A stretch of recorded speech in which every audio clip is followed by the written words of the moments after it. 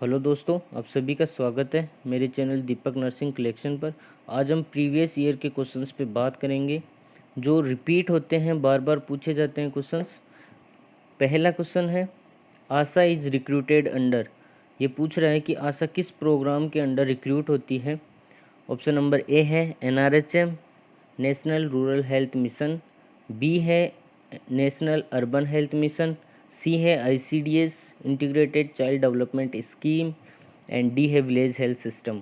तो option number A है, NRHM के थ्रू ही आशा रिक्रूट होती है या NRHM के अंडर ही आशा रिक्रूट होती है।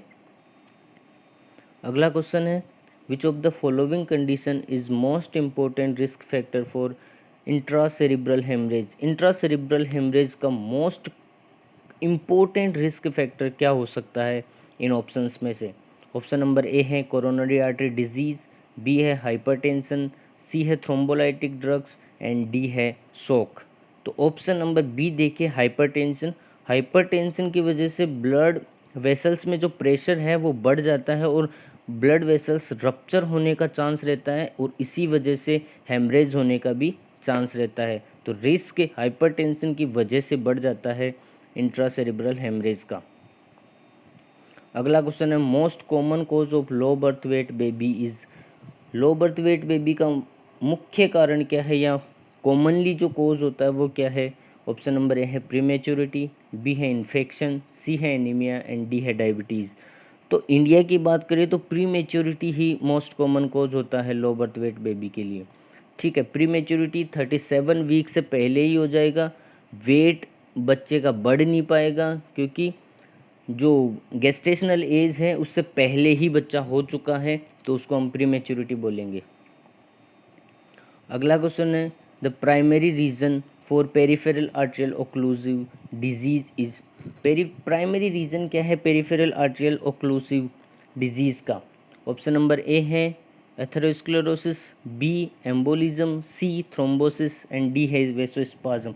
प्राइमरी रीज़न है फैट ज़्यादा खाते हैं, फैट का जमाव होने लग जाता है ब्लड वेसल्स के अंदर, तो उसके लिए हम जो टर्म देते हैं वो एथेरोस्क्लेरोसिस देते हैं। तो मोस्ट या प्राइमरी रीज़न भी एथेरोस्क्लेरोसिस है। इसके अलावा थ्रोम्बोसिस हो सकता है, एम्बोलिज्म हो सकता है। अगर थ्रोम्बोसिस से डिटेच हो जाए तो उसको एम्बोलिज्म बोलते हैं।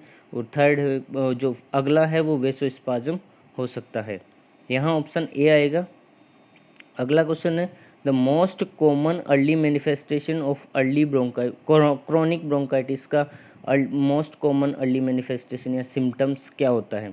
ऑप्शन नंबर ए है ए डेली प्रोडक्टिव कफ, बी है डिस्निया, सी है साइनोसिस एंड डी है राइट वेंट्रिकुलर फेलियर। बात करें अगर हम क्रोनिक ब्रोंकाइटिस की तो 2 साल तक लगातार 3 महीने 3 मंथ्स अगर प्रोडक्टिव कफिंग हो उसको, वो भी विद स्पूटम हो, तो हम उसको क्रोनिक ब्रोंकाइटिस नाम देते हैं। तो यहाँ पर ऑप्शन नंबर ए आएगा ए डेली प्रोडक्टिव कफ। अगला क्वेश्चन है, while taking care of a patient with endotracheal intubation and mechanical ventilation the nurse measure and monitor endotracheal cuff pressure, the cuff pressure that prevent tracheal injury. एक nurse है जो endotracheal intubation वाले patient की care कर रही है, वो measure करना चाहती है एंडोट्रेकियल कफ प्रेशर को या मॉनिटर करना चाहती है। क्यों करना चाहती है? वो प्रिवेंट करना चाहती है ट्रेकियल इंजरी को। तो कितना प्रेशर मेज़र करेगी या कितना प्रेशर उसके अंदर होना चाहिए उस कफ के अंदर ताकि ट्रेकियल इंजरी प्रिवेंट हो सके। ऑप्शन नंबर ए है 10 to 15 mm of Hg, B है 15 to 20 mm of Hg, C है 20 to 25 mm of Hg and D है 25 to 30 mm of Hg। Option number C right answer है। 20 to 25 mm of Hg उसका pressure होना चाहिए उस जो कफ के अंदर जिसमें हम इन्फ्लेट करते हैं, एयर इन्फ्लेट करते हैं, उसका प्रेशर जो है वो 20 to 25 mm ऑफ Hg होना चाहिए। अगला क्वेश्चन है, absolute contraindication of IUCD is. IUCD का एब्सोल्यूट कॉन्ट्राइंडिकेशन क्या होता है? एक रिलेटिव होता है जिसमें हम यूज़ कर सकते हैं IUCD, और एक एब्सोल्यूट होता है जिसमें बिल्कुल भी यूज़ नहीं कर सकते। ऑप्शन नंबर ए है एनीमिया, बी है डायबिटीज़, सी है पीआईडी एंड डी है हेमरेज। हम एब्सोल्यूट की बात करें तो पीआईडी के अंदर हम बिल्कुल भी यूज़ नहीं कर सकते। पेल्विक इन्फ्लामेटरी डिजीज़ के अंदर हम आईयूसीडी को नहीं यूज़ कर सकते, कॉन्ट्राइंडिकेटेड होता है। Option number C right answer है। अगला क्वेश्चन है साल्क वैक्सीन इज़ ए, पूछ रहा है कि साल्क वैक्सीन किस टाइप का वैक्सीन है, लाइव है, किल्ड है, एटेन्यूएटेड है या टॉक्सॉइड है। तो दो टाइप के होते हैं, एक साल्क होता है और एक साबिन होता है। पोलियो वैक्सीन होते हैं दोनों। साल्क वैक्सीन होता है वो इंजेक्टेबल होता है या इनएक्टिवेटेड बोलते हैं, इंजेक्शन होता है उसका, ठीक है। और जो साबिन होता है वो ओरल पोलियो होता है। ओरल पोलियो वैक्सीन जो होता है ओपीवी वो तो लाइव एटेन्यूएटेड होता है, और जो साल्क होता है इनएक्टिवेटेड वो किल्ड वैक्सीन होता है। तो यहाँ साल्क वैक्सीन पूछ रहा है तो वो किल्ड वैक्सीन होता है। अगला क्वेश्चन है A nurse is planning for discharge of a child after a sickle cell vaso occlusive crisis या फिर pain episode that is most important for the nurse to emphasise. एक नर्स है, planning कर रही है, एक बच्चा है जो सिकल सेल जो वेसो ओक्लूसिव क्राइसिस है उसका डिस्चार्ज हुआ है अभी अभी, तो उसको इम्पोर्टेंट एम्फेसाइज क्या करेगी या इम्पोर्टेंट इंस्ट्रक्शन क्या देगी nurse. Option number A high calorie diet, B है a rigorous exercise regiments, C है an increase intake of fluid and D है an increase in the hour spent sleeping. Vaso occlusive crisis है क्यों, क्योंकि sickle cell जो RBC है वो इकट्ठी होने लग जाती है एक जगह, जिससे कंसंट्रेशन बढ़ता है ब्लड का और ओक्लूसिव होने का चांस बढ़ जाता है, ब्लड वेसल्स ओक्लूसिव हो जाती है। तो यहाँ पे अगर हम वाटर को इन जो फ्लूइड इनटेक है वो बढ़ा दे या वाटर पिलाना शुरू कर दे उसको बार बार बच्चे को, तो ब्लड का जो कंसंट्रेशन है वो नहीं बढ़ेगा, डाइल्यूशन होगा ब्लड का, और इसकी वजह से जो जमना है, जो सिकल सेल आरबीसी है वो जमना बंद कर देगी और वेसो ओक्लूसिव नहीं होगा। तो सी ऑप्शन राइट है, an increase intake of fluid. अगला क्वेश्चन है which of the following infection agent can be transmitted by blood transfusion. Blood transfusion के द्वारा कौन से इन्फेक्शन एजेंट हैं जो ट्रांसफ्यूज होते हैं, ट्रांसमिट होते हैं। ऑप्शन नंबर ए है हेपेटाइटिस, बी है HIV, सी है प्लाज्मोडियम एंड डी है ऑल। यहाँ तो ऑप्शन है डी सभी आएगा क्योंकि हेपेटाइटिस भी होता है, HIV और प्लाज्मोडियम। इसके अलावा मैं और बता देता हूँ, पाँचों के नाम बता देता हूँ। 5 डिजीज़ ऐसी है जो ट्रांसमिट हो सकती है, उनको हम चेक करते हैं ब्लड ट्रांसफ्यूजन से पहले। जो ब्लड बैग है उसके अंदर हम ये पांचों डिजीज़ चेक करते हैं। पहली है हेपेटाइटिस बी, दूसरी है हेपेटाइटिस सी, तीसरी है HIV, चौथी है सिफिलिस और पांचवी है प्लाज्मोडियम। इन पांचों को हम टेस्ट भी करते हैं उस ब्लड बैग में, क्योंकि ये ट्रांसमिट होती है ब्लड ट्रांसफ्यूजन के द्वारा। अगला क्वेश्चन है most common mode of HIV transmission from mother to child. वो पूछ रहा है, क्वेश्चन पूछ रहा है कि मोस्ट कॉमन वे या मोड क्या है HIV ट्रांसमिशन का माँ से बच्चे में। ऑप्शन नंबर ए है फर्स्ट ट्राइमेस्टर, बी है सेकंड ट्राइमेस्टर, सी है पेरीनेटल और डी है ब्रेस्ट फीडिंग। तो यहाँ आंसर है पेरीनेटल यानी कि इंट्रानेटल। बर्थ के दौरान जब डिलीवरी हो रही होती है उस दौरान मोस्ट कॉमन मोड होता है माँ से बच्चे के अंदर HIV का ट्रांसमिशन, क्योंकि वहाँ पे ब्लड का एक्सचेंज रहता है। Option number C right answer है। अगला क्वेश्चन है NPU value of egg, net protein utilisation की वैल्यू का है अंडे के लिए। अंडा एक मोस्ट कॉमन प्रोटीन होता है, ठीक है। ऑप्शन नंबर ए है 140, बी है 96, सी है 81 और डी है 52। तो NPU value of egg is 96, B option right है। अगला क्वेश्चन है which of the following assessment finding in a patient with advance cirrhosis would indicate that the patient is at risk of developing hepatic coma. एक patient है liver cirrhosis का जिसमें liver cirrhosis को end liver disease भी बोलते हैं, end stage liver disease भी बोलते हैं। पेशेंट इज एट रिस्क है उसको, या फिर इन ऑप्शंस में से कौन सा रिस्क है जो हेपेटिक कोमा डेवलप कर सकता है या उसके होने के बाद वो दिखाई दे सकता है अपने को। ऑप्शन नंबर ए है एस्टेरेक्सिस, बी है हाइपर एक्टिविटी, सी है हाइपरथर्मिया और डी है एलिवेटेड ब्लड यूरिया लेवल। एस्टेरेक्सिस की बात करें तो यही एक रिस्क है, इसके बाद में हेपेटिक कोमा डेवलप होगा, ये बात सिद्ध हो जाती है इससे एस्टेरेक्सिस से। एस्टेरेक्सिस को फ्लैपिंग ट्रेमर्स बोलते हैं। जब हम हाथ सीधा करते हैं तो हाथ यूं यूं हिलता है, ठीक है, तो उसको हम एस्टेरेक्सिस बोलते हैं। ये होता है ब्रेन के अंदर, ब्रेन टिश्यूज़ के अंदर अमोनिया का अकुमुलेशन हो जाता है, एक्सेसिव अमोनिया अकुमुलेट होने लगता है, तो उसकी वजह से एस्टेरेक्सिस होता है। ऑप्शन नंबर ए इसका राइट आंसर है।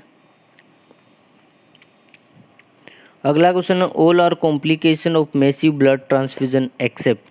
पूछ रहा है ऑप्शन में से एक मैसिव ब्लड ट्रांसफ्यूजन का कॉम्प्लिकेशन नहीं है और सारे ही है। ऑप्शन नंबर ए है हाइपरकैलेमिया, बी है हाइपरकैल्सेमिया, सी है एल्केलोसिस एंड डी है हाइपोथर्मिया। सभी हो सकते हैं, हाइपोथर्मिया भी हो सकता है क्योंकि ब्लड ट्रांसफ्यूजन जो होता है टेम्परेचर ब्लड का वो कम होता है, इसीलिए हम बॉडी टेम्परेचर पे ब्लड ट्रांसफ्यूज़ करते हैं। कभी कभी जो है ब्लड का जो टेम्परेचर होता है वो कम होता है और ट्रांसफ्यूज़ कर दिया जाता है, इसकी वजह से हाइपोथर्मिया हो जाता है। एल्केलोसिस हो सकता है, लेकिन हाइपर कैल्सीमिया नहीं हो सकता क्योंकि ब्लड के अंदर जो ट्रांसफ्यूज़ कर रहे हैं उसके अंदर साइट्रेट होता है और साइट्रेट की टॉक्सिसिटी से कैल्शियम की कमी होती है, तो कैल्शियम की कमी होना हाइपोकैल्सीमिया है और यहाँ ऑप्शन में हाइपरकैल्सीमिया है, तो इसका राइट आंसर है हाइपरकैल्सीमिया नहीं हो सकता और सारे हो सकते हैं। अगला क्वेश्चन है the diagnosis of myasthenia gravis is established by. Option number A है typical symptom of patient, B है presence of hollow sign, C है presence of Brudzinski sign and D है observing response of patient to edrophonium test. Edrophonium test को हम myasthenia crisis के लिए use करते हैं और उसे ही एस्टेब्लिश करने के लिए या उसी के डायग्नोसिस के लिए हम एड्रोफोनियम टेस्ट को रिस्पॉन्स को ऑब्ज़र्व करते हैं। एड्रोफोनियम जो क्लोराइड होता है, एक ड्रग होती है, उसको लगाने के बाद अगर इम्प्रूव होती है पेशेंट की कंडीशन तो समझ लीजिए उसमें माइस्थेनिया ग्रेविस है। ऑप्शन नंबर डी यहाँ राइट आंसर है। अगला क्वेश्चन है which of the following condition can differentiate hyper osmolar hyperglycaemic non ketotic syndrome from diabetic ketoacidosis. पूछ रहा है कि डायबिटिक कीटोएसिडोसिस और hyper osmolar hyperglycaemic non ketotic syndrome को किस ऑप्शन के द्वारा डिफ्रेंशिएट किया जाता है या अलग किया जाता है। ऑप्शन नंबर ए है हाइपरग्लाइसीमिया, दोनों में हाइपरग्लाइसीमिया होता है। हाइपर ओस्मोलरिटी, अगर हाइपरग्लाइसीमिया है तो ओस्मोलरिटी बढ़ जाएगी ब्लड की क्योंकि कंसंट्रेशन की वजह से ओस्मोलरिटी बढ़ जाती है। सी है absence of ketonuria and D है इलेक्ट्रोलाइट इम्बैलेंस। इलेक्ट्रोलाइट इम्बैलेंस हो सकता है दोनों में, जबकि absence of ketonuria hyperosmolar hyperglycaemic non ketotic syndrome में कीटोन यूरिया नहीं होता, जबकि डायबिटिक कीटोएसिडोसिस में यूरिन के थ्रू कीटोन बॉडीज बाहर निकलती है। Option number C right answer है। अगला क्वेश्चन है definitive diagnosis of benign hypertrophy of prostate is made by. पूछ रहा है कि डेफिनेटिव डायग्नोसिस क्या है बेनाइन हाइपरट्रोफी का जो प्रोस्टेट में हो रही है। ऑप्शन नंबर ए है डिजिटल रेक्टल एग्जामिनेशन, बी है elevated level of prostate specific antigen, C है biopsy of prostate tissue and D है ट्रांस रेक्टल अल्ट्रासाउंड। किसी भी कैंसर का जो डेफिनेटिव डायग्नोसिस होता है वो बायोप्सी होता है और यहाँ पर हाइपरट्रोफी है प्रोस्टेट का, मतलब प्रोस्टेट का कैंसर है, तो यहाँ पे भी बायोप्सी और प्रोस्टेटिक टिश्यू का ही ऑप्शन हम चूज़ करेंगे, तो सी ऑप्शन यहाँ राइट है। अगला क्वेश्चन है a client is admitted to the birth unit in active labour, what should the nurse expect after an amniotomy is perform. एक पेशेंट है, उसको एमनियोटोमी परफॉर्म किया है, नर्स क्या एक्सपेक्ट करेगी? ऑप्शन नंबर ए है डिमिनिश्ड ब्लडी शो, बी है increase and more variable foetal heart rate, C है less discomfort and with contractions, and D है प्रोग्रेसिव डायलेशन एंड इफेसमेंट। तो अगर किसी पेशेंट को एमनियोटोमी किया है तो जो प्रेजेंटिंग पार्ट है वो सर्विक्स को टच करेगा बार बार, इसकी वजह से सर्विक्स स्टिमुलेट होता है और डायलेट और इफेसमेंट बढ़ जाता है उसका। तो ऑप्शन नंबर डी है वो राइट आंसर है, प्रोग्रेसिव डायलेशन एंड इफेसमेंट उसका बढ़ जाएगा। अगला क्वेश्चन है the most common condition associated with secondary amenorrhoea. Secondary amenorrhoea का मोस्ट कॉमन कंडीशन क्या है? ऑप्शन नंबर ए है एनोरेक्सिया नर्वोसा, बी है पॉलीसिस्टिक ओवेरियन डिजीज़, सी है प्रेगनेंसी और डी है स्यूडोसाइसिस। तो सी ऑप्शन है प्रेगनेंसी, वो सेकेंडरी एमेनोरिया का कारण है, या सेकेंडरी एमेनोरिया प्रेगनेंसी के साथ ही होता है, मोस्ट कॉमन कंडीशन है ये। Option number C right answer है। अगला क्वेश्चन है which of the following term is use to describe pain in calf on forced dorsiflexion of foot when leg is raised. एक पेशेंट के leg को ऊपर उठा के हमने उसका जो पैर है, फुट है, उसको डोर्सी फ्लेक्स किया, ठीक है, फोर्सफुली डोर्सी फ्लेक्शन किया उसका, तो उसकी काफ में पेन हो रहा है। कौन सा साइन है ये? ऑप्शन ए है पॉजिटिव बेबिंस्की रिफ्लेक्स, बी है पॉजिटिव होमान साइन, सी है positive Kernig sign, and D है पॉजिटिव ब्रूडजंस्की साइन। तो यहाँ पर जो ऑप्शन है बी पॉजिटिव होमान साइन बोलते हैं डोर्सीफ्लेक्शन ऑफ फुट को, इसकी वजह से काफ में जो है पेन होता है, और ये है डीप वेन थ्रोम्बोसिस का एक साइन है जो कंफर्म करता है डीप वेन थ्रोम्बोसिस को, उसको हम पॉजिटिव होमान साइन बोलते हैं। अगला क्वेश्चन है the nurse is assisting in planning care for a client with a diagnosis of immunodeficiency and should incorporate which action as priority in the plan. Nurse एक immunodeficiency client है, diagnosis में आया है कि वो इम्यूनोडेफिशिएंसी है, तो प्रायोरिटी प्लान क्या होगा उसके लिए या उस पेशेंट के लिए? ऑप्शन नंबर ए है protecting the client from infection, B है providing emotional support to decrease fear, C है encouraging discussion about lifestyle changes, and D है identifying factor that decrease the immune functions. Option number A देखिए, protecting the client from infection, एक immunodeficiency है client के अंदर, तो उसको infection से बचाना या प्रोटेक्ट करना वही एक प्रायोरिटी प्लान है नर्स के लिए, वही उसको करेगी, वो मतलब असेप्टिक टेक्निक यूज़ करेगी। Option number A right answer है। अगला क्वेश्चन है what type of play does a nurse expect when observing a toddler in a play room with other children's.